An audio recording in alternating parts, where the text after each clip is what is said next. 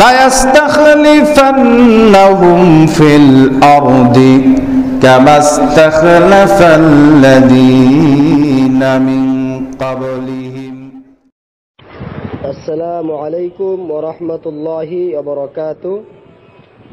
প্রিয় দিনী ভাই সায়েম, আপনি কিশোরগঞ্জ থেকে জানতে চেয়েছেন বিদআতি ইমামের পিছনে সালাত হবে কি? আমাদের জানতে হবে বিদআত দুই প্রকার। একটা হচ্ছে বিদআতে মুকাফফারা, অর্থাৎ যে বিদআত করলে বিদআতি কাফের হয়ে যায়, যে বিদআতের কারণে সে কাফের হয়ে যায়। যেমন এরকম বিশ্বাস স্থাপন করা যে নবী গায়েব জানেন, অথবা কবরের কাছে কিছু চাইলে সাড়া দেয়। এই জাতীয় কিছু বিদআত রয়েছে, আকীদাগত বিদআত, যেগুলো করলে সেই মানুষটি কাফের হয়ে যায়। এরকম ইমামের পিছনে সালাত আদায় করলে সালাত হবে না। আর একটা হচ্ছে বিদআতে মুফাসসাকা, অর্থাৎ যে বিদআত করলে সে ফাসেক হয়ে যায়, ফাসেক, কাফের হয় না, এমন ইমামের পিছনে সালাত আদায় করলে হবে কি হবে না, এই ব্যাপারেও ইখতিলাফ রয়েছে।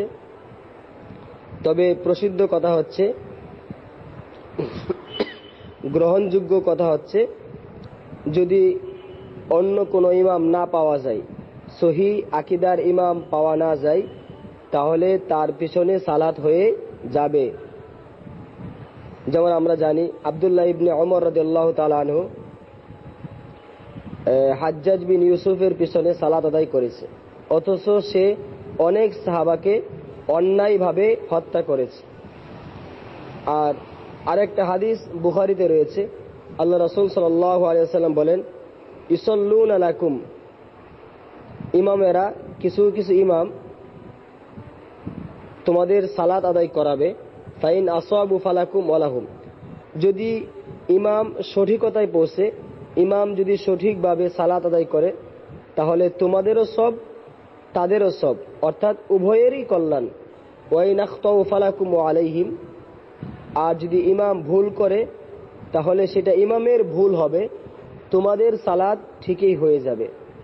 তো এই হাদিস থেকে বোঝা যায় ইমামের কারণে মুক্তাদির সালাতের কোনো সমস্যা হবে না।